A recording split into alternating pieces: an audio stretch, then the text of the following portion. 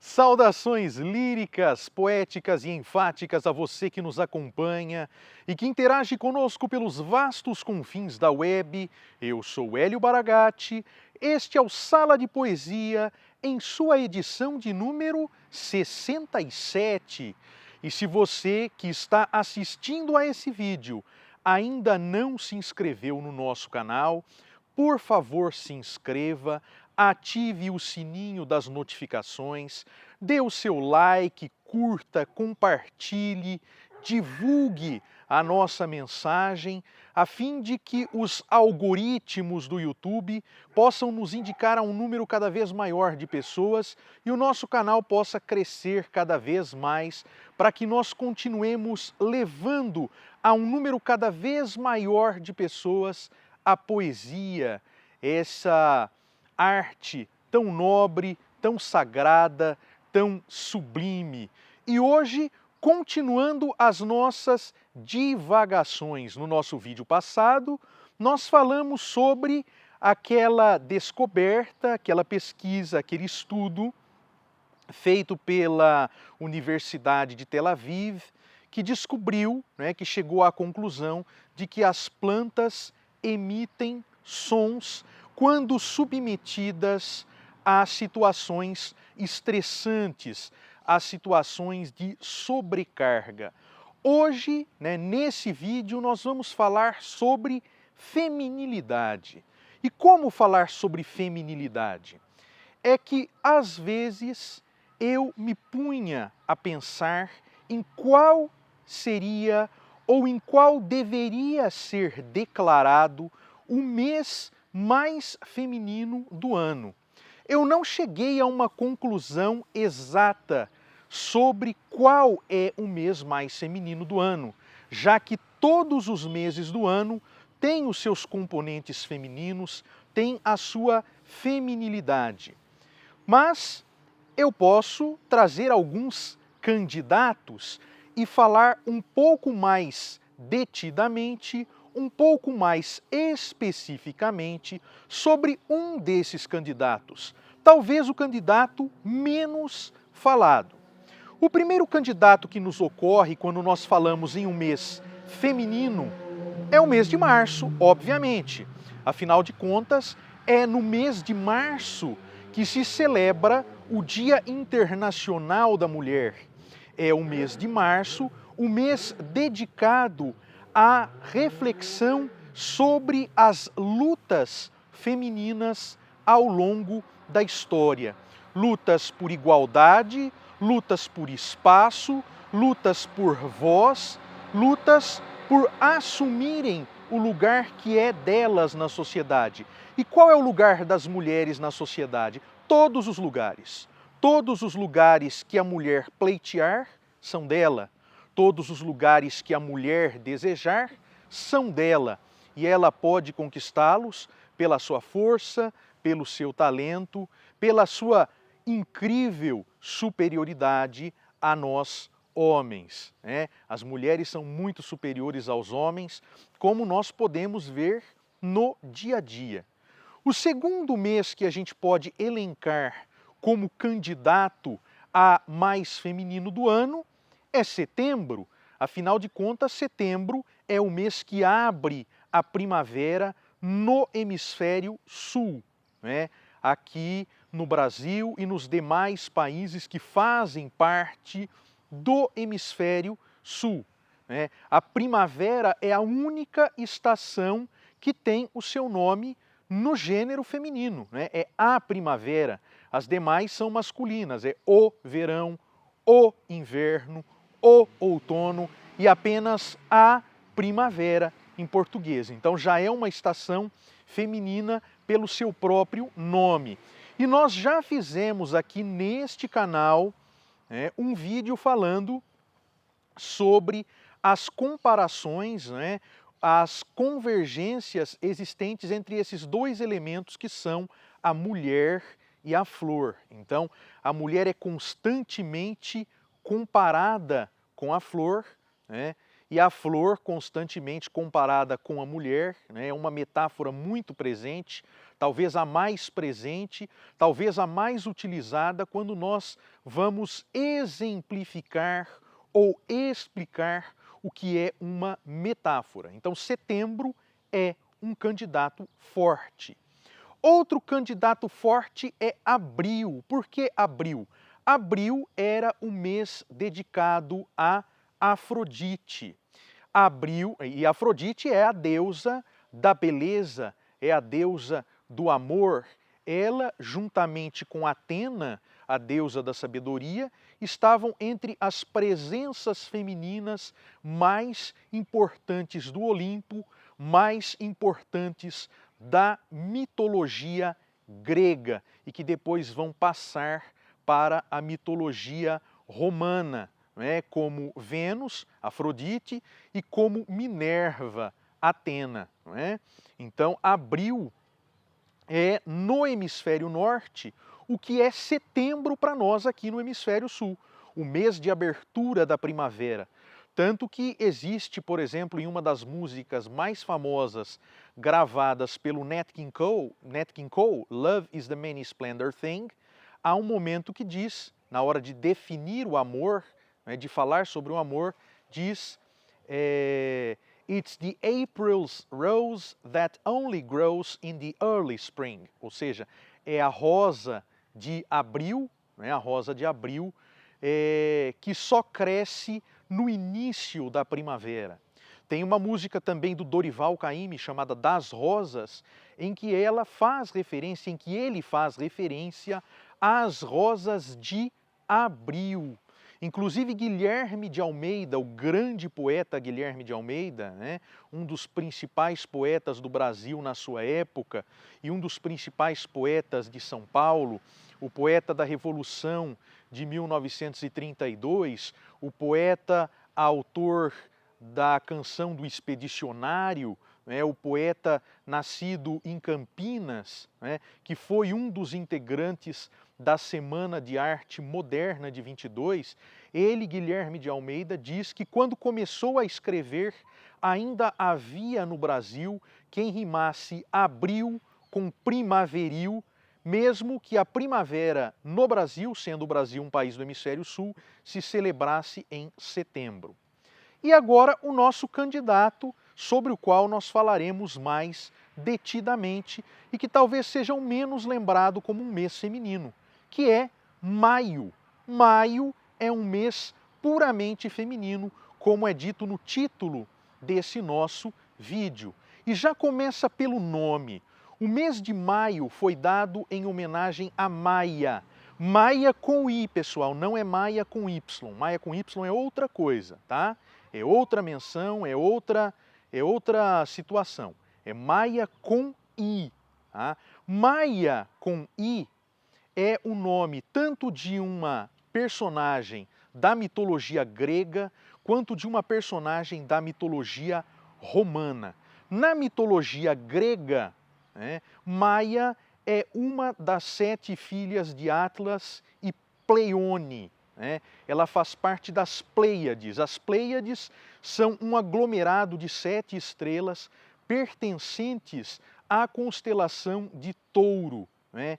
Zeus transforma as filhas de Atlas e Pleione em estrelas para que elas possam escapar da fúria do gigante Órion. Tá?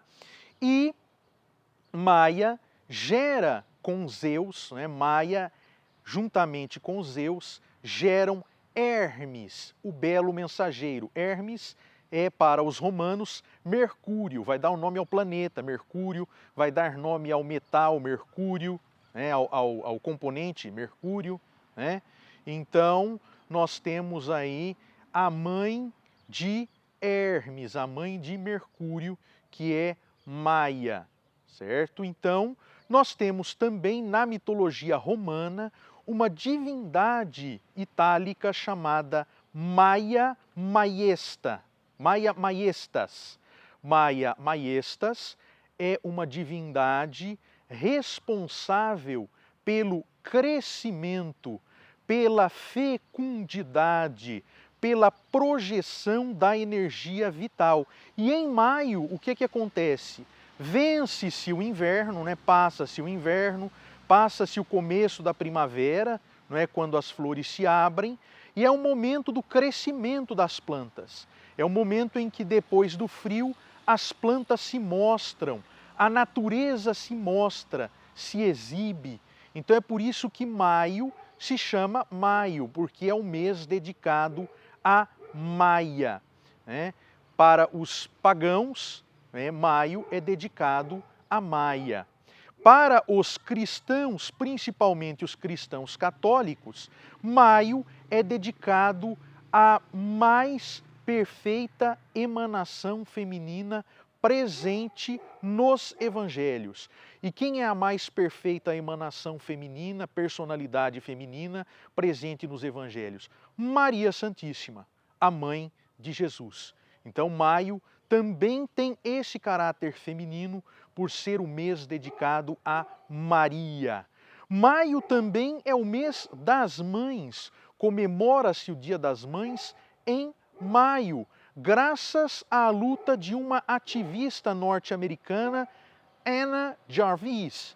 Anna Jarvis, ela, desde 1905, lutou para que houvesse um feriado de Dia das Mães em homenagem à sua mãe, Anne Reeves Jarvis, que foi uma mulher que, durante a Guerra de Secessão nos Estados Unidos, na sua pequena comunidade na Virgínia Ocidental, né, ela organizava mutirões femininos, né, grupos de mulheres que cuidavam de soldados feridos na guerra e também proporcionavam melhorias na saúde pública daquela comunidade, daquela região. Então, lá era uma região muito pobre, muito difícil, e o que acontecia? Muitas crianças morriam. Então, ela, juntamente com essas outras mulheres, promovia mutirões para melhorar as condições de higiene do lugar, melhorar as condições de saneamento do lugar, para evitar essa questão da mortalidade infantil. Tanto que, dos 13 filhos que Anne Reeves Jarvis teve, 9 morreram. 9.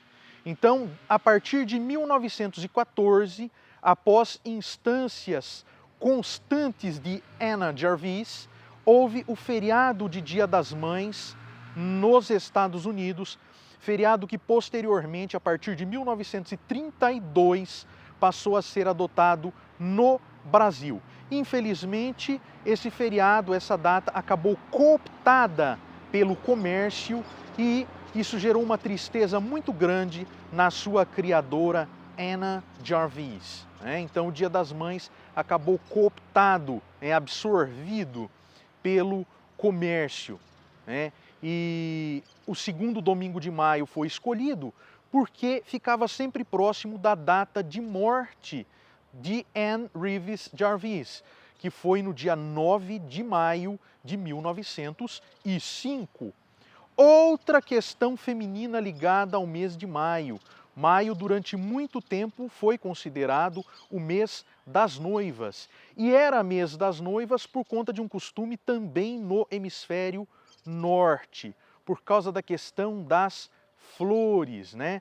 Durante o inverno, né, não era possível realizar os casamentos porque estava muito frio, as pessoas ficavam recolhidas, não dava para se promover grandes cerimônias e, além disso, né, as pessoas no frio, no hemisfério norte, não tomavam banho. Então você imagina concentrar muitas pessoas no frio e pessoas que não tomavam banho. Era uma situação desagradável. Em maio surgiam as flores. Com as flores, as fragrâncias, faziam-se perfumes, faziam-se óleos, o clima ficava mais propício para que se tomassem banhos e o clima também ficava mais propício para que se fizessem grandes concentrações de pessoas.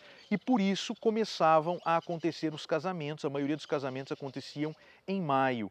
E por mais, né, que hoje o casamento esteja menos em voga, muitas pessoas optem por não se casar, né, a figura da noiva ainda é uma figura muito ligada à feminilidade, assim como a figura da mãe, apesar de muitas mulheres hoje já poderem optar em não ser mães. Mas a maternidade, ela é associada ao feminino, porque biologicamente só a mulher pode ser mãe. E além disso, é por isso que as primeiras representações de mulheres na arte, principalmente na escultura, era a mulher com formas circulares, com formas arredondadas, aludindo à gravidez, aludindo à gestação, à fecundidade, à fertilidade e ao círculo como forma fundadora. Nós não podemos nos esquecer que Platão define Deus como esférico, né? O círculo é a forma que não tem princípio e não tem fim. A esfera é a forma que não tem princípio e não tem fim. Daí talvez nós termos como símbolo do infinito duas esferas enlaçadas na horizontal, porque o horizonte também não tem fim, né? O círculo não tem início nem fim, o horizonte também não tem fim. Então, sendo assim, nós temos o símbolo do infinito associado à figura da esfera e as formas circulares associadas às representações do feminino. Temos aí então algumas situações elencadas, listadas, para que o mês de maio seja aceito como um candidato a mês mais feminino do ano. Apesar de que todos os meses, como eu já disse, têm a sua feminilidade, todas as datas, todas as horas, todos os instantes pertencem às mulheres, porque são elas as maestrinas do mundo. São elas que fazem a roda do mundo girar, a roda do mundo se movimentar. E aí vem o seguinte: por que dia começa maio? Maio começa pelo dia 1º. E o dia 1º é o dia consagrado ao trabalho. E fica a pergunta: existe alguém que trabalhe mais do que a mulher? A mulher cumpre jornadas fora de casa, cumpre jornadas dentro de casa, jornadas duplas, jornadas triplas, jornadas múltiplas. E você não vê a mulher reclamar do cansaço, né? Ela se cansa, percebe-se o cansaço, percebe-se que ela arqueja, mas é ela quem carrega o mundo em seus ombros, né? Ela carrega o peso do mundo em seus ombros sem vacilações. Então, esse vídeo não é só uma homenagem ao mês de maio, mas uma homenagem às mulheres, fora daquelas datas em que normalmente elas são homenageadas. O canal Sala de Poesia não poderia deixar de, em algum momento, homenagear as mulheres. As musas são todas femininas, né? A inspiração, ela é feminina. Então, o poeta que não sabe lidar com a feminilidade não é poeta. O poeta que não é bem resolvido, sendo homem, tendo nascido homem, que não é bem resolvido com os elementos femininos da sua personalidade, jamais conseguirá ser um bom poeta. E nós ficamos por aqui com o nosso vídeo de hoje, agradecendo a todos vocês que estão conosco e dizendo que nós voltaremos em breve, a qualquer momento, com mais uma edição do Sala de Poesia.